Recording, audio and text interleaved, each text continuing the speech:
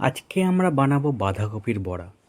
তো সবার প্রথমে বাঁধাকপিগুলোকে কুচিয়ে নেবো ছোটো ছোটো করে, আর গোবিন্দভোগ চাল ভিজিয়ে রাখবো সারা রাত।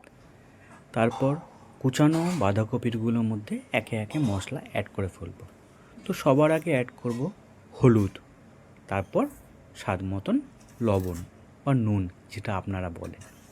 এবার এগুলো অ্যাড করব পরিমাণ মতো, যাতে বেশি বা কম না হয়। তারপর আস্তে আস্তে এগুলো খুব ভালোভাবে মেখে নেব।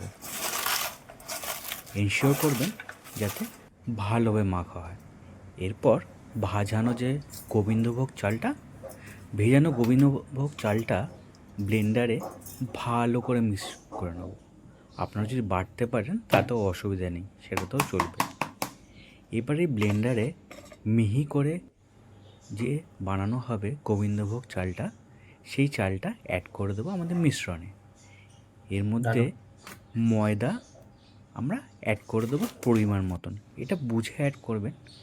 আর স্বাদের জন্য একটু অ্যাড করব কালো জিরে বা ব্ল্যাক কিউমিন সিড।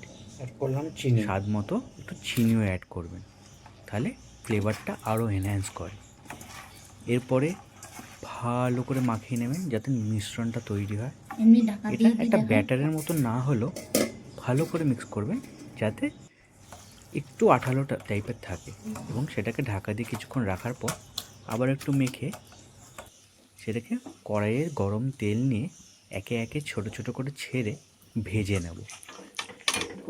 এই 2 মিনিট ভাজার পর আবার এপিঠ ওপিঠ উল্টে হালকা করে ভেজে নেব। মনে রাখবেন, এটা ডিপ ফ্রাইয়ের চেয়ে শ্যালো ফ্রাই করলে বেশি ভালো হয়। এবং এটা এনশিওর করবেন যেন খুব হাই হিটে না করা হয়, তাহলে কি হয়, বাইরেটা ক্রাঞ্চি হয়ে যায় বাট ভেতরটা কুকড হয় না। তো মিডিয়াম আঁচে রেখে এটা আস্তে আস্তে 2-3 মিনিট করে ভেজে নেবেন। ভেজে নিলেই আর আপনাদের কি বলবো, এর যে ভাজার টেস্ট তা অতুলনীয়। এবং সেগুলো একে একে তুলে যখন আপনি থালায় নিয়ে রাখবেন, তখন বুঝতে পারবেন যে দারুণ একটা অমৃত তৈরি হয়ে পড়েছে।